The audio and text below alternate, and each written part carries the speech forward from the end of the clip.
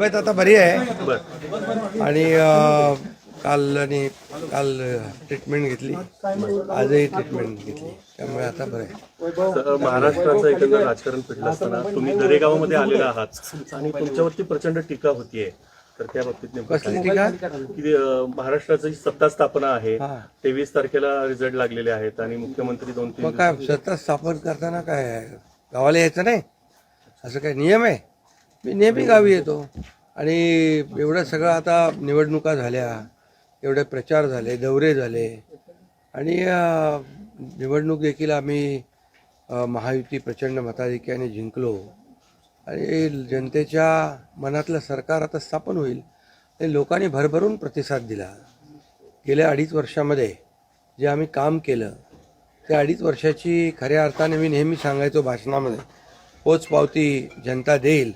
आणि 2.5 वर्षाच्या कामाचे जे महाविकास आघाडीने कामं थांबवली होती, प्रकल्प थांबवले होते, ते आम्ही वेगाने गतिमानतेने पुढे नेले आणि त्याचबरोबर विकास आणि कल्याणकारी योजना यांची सांगड घातली. आज कल्याणकारी योजना जर आपण पाहिल्या, मुख्यमंत्री माझी लाडकी बहीण योजना आणि इतर ज्या काही योजना आहेत, म्हणजे मुलींचं शिक्षण असेल, वयोश्री योजना असेल, शेतकऱ्यांच्या योजना असतील, अशा योजना आत्तापर्यंतच्या इतिहासामध्ये किती वर्ष तुम्ही पत्रकारिता करताय, तुम्ही देखील एकदा त्याचा अभ्यास करा की आतापर्यंतच्या इतिहासात कधीही न झालेली कल्याणकारी योजनांचा निर्णय महायुतीच्या सरकारने अवघ्या 2.25 वर्षात घेतला. बरोबर. हा इतिहास आहे आणि या योजना महाराष्ट्राच्या इतिहासामध्ये सुवर्णाक्षराने लिहिल्या जातील. आणि मला विश्वास होता की आम्ही केलेला विकास, आमचा अजेंडा विकासाचा होता आणि आम्ही केलेल्या कल्याणकारी योजना, आम्ही म्हणायचो सर्वसामान्यांचं सरकार आहे, सर्वसामान्यांचं सरकार, गोरगरिबांचं सरकार. मी देखील एक शेतकरी कुटुंबातून आलो म्हणून मी गावी येतो, कारण गावी मला आलं की एक वेगळा आनंद मिळतो, माझ्या लोकांमध्ये येतो, लोक भेटतात, माझी शेती आहे, शेतीकडे जातो आणि हा वेगळा एक आनंद मला या ठिकाणी समाधान मिळतं. म्हणून मी देखील एक गरीब परिवारातून, शेतकरी परिवारातून आलो म्हणून मला याची जाणीव आहे, गरिबीची जाणीव आहे, सर्वसामान्यांच्या परिवाराची जाणीव आहे. म्हणून आम्ही ज्या योजना केल्या त्या योजनांचा सर्वसामान्य लोकांना त्यांच्या जीवनामध्ये काही ना काही फायदा झाला आणि म्हणून आम्ही म्हणाल तर इकोसिस्टीम तयार केली. प्रत्येक परिवारातल्या माणसाला, मग त्याचा मुलीचा जन्म झाला, मुलगी असेल, लाडकी बहीण असेल, लाडका भाऊ असेल, युवा प्रशिक्षण स्टायपंड आणि शेतकऱ्यांच्या योजना, या सगळ्या म्हणजे लाडकी बहीण, लाडका भाऊ, लाडका शेतकरी, लाडका ज्येष्ठ, हे सगळे आमचे जे आहेत, ह्या सगळ्या साठी आम्ही केल्यानंतर लोकही म्हणायला लागले आपलं सरकार लाडकं सरकार. आणि मला विश्वास होता की या निवडणुकीमध्ये प्रचंड यश मिळेल. आम्ही ज्या योजना केल्या त्याचं प्रतिबिंब या निवडणुकीमध्ये पाहायला मिळालं आणि तसंच्या तसं आतापर्यंतच्या इतिहासामध्ये एवढ्या मेजॉरिटीने महायुतीला जे यश मिळालं ते कधीच मिळालं नव्हतं. साहेब, खूप मोठ्या प्रमाणात अशी मागणी आहे की तुम्ही मुख्यमंत्री व्हावं, अशा प्रकारची खूप मागणी आहे. नेमकं काय ठरलंय याचीही उत्सुकता आहे. नाही, यामध्ये बघा साहजिक आहे, जनतेच्या मनामध्ये मी जे काम केलं, मुख्यमंत्री, जनतेचा मुख्यमंत्री, मी कॉमन मॅन म्हणून जे काम केलं, मी म्हणायचो CM म्हणजे चीफ मिनिस्टर नुसतं नाही तर कॉमन मॅन. आणि कॉमन मॅन समजून मी काम केल्यामुळे कॉमन मॅनच्या ज्या अडचणी आहेत, दुःख आहेत, ते मी समजून घेऊन सोडवण्याचा प्रयत्न केला. त्यामुळे साहजिक आहे लोकांची भावना. पण आणि त्याबरोबर मुख्यमंत्री म्हणून माझ्या नेतृत्वाखाली निवडणुका झाल्या, माझे दोन्ही उपमुख्यमंत्री सोबत होते, सर्व सहकारी सोबत होते आणि मिळालेले यश हे अतिशय प्रचंड आहे. आणि यामध्ये मी म्हणूनच याच्यामध्ये कोणाचाही संभ्रम नको म्हणून मागच्या आठवड्यामध्ये मी प्रेस कॉन्फरन्स घेतली. आपल्याला माहीत आहे की यामध्ये आदरणीय प्रधानमंत्री नरेंद्र मोदीजी, आदरणीय अमितभाई शाह गृहमंत्री, भाजपाचे अध्यक्ष, आणि या सर्व निर्णय घेतील मुख्यमंत्री पदाबाबतचा. तो मी सांगितलं, त्याला पूर्ण शिवसेनेचा पाठिंबा आहे, माझा पाठिंबा आहे. त्यामुळे आता कुठं काही असं किंतु परंतु कोणाच्याही मनामध्ये नसावा.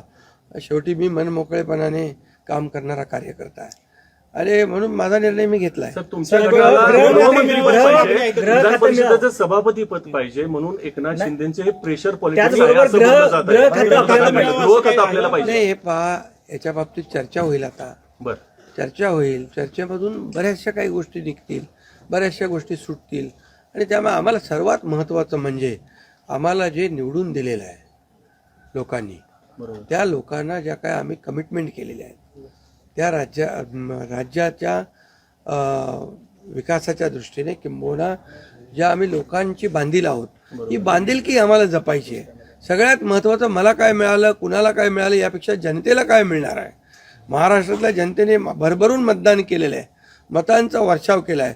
आता त्यांना आम्ही आमच्या पद्धतीने जे देण्याचा प्रयत्न होणार आहे. त्यामुळे यामध्ये लोकांच्यासाठी जे करायचं आहे ते आम्ही करणार आहोत. उपमुख्यमंत्री पदासाठी श्रीकांत शिंदेचं नाव समोर येते आपल्या गटाकडनं, ही गोष्ट खरी आहे का? नाही, बघा, चर्चा अजून सुरू आहे.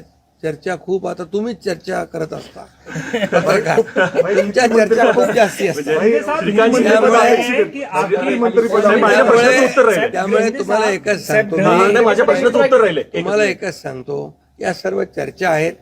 आता एक बैठक आमची अमित भाईंच्या बरोबर झालेली आहे, दुसरी एक बैठक आमची होईल तिघांची, आणि त्या बैठकीमध्ये खूप साधक बाधक चर्चा होईल आणि त्यामधून योग्य तो निर्णय या महाराष्ट्राच्या हिताचा.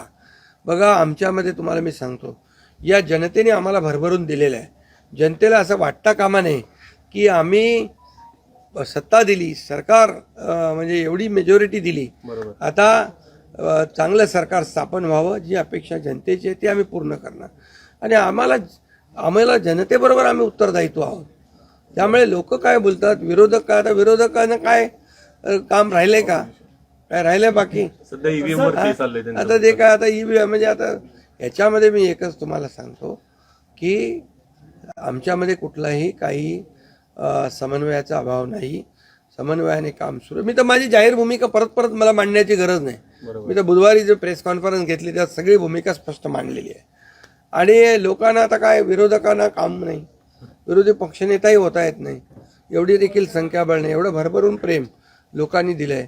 त्यामुळे आता ईव्हीएम आणि या सगळ्या गोष्टींची चर्चा चालू आहे. बघा, झारखंडमध्ये ते जिंकले तेव्हा काय ईव्हीएम चांगलं होतं का? आणि त्याचबरोबर लोकसभेमध्ये ते जिंकले तेव्हा काय ईव्हीएम चांगलं होतं? आत्ता पण लोकसभेचा एक त्यांचा माणूस जिंकला आहे या सर्व निवडणुकीत, पोटनिवडणुकीमध्ये.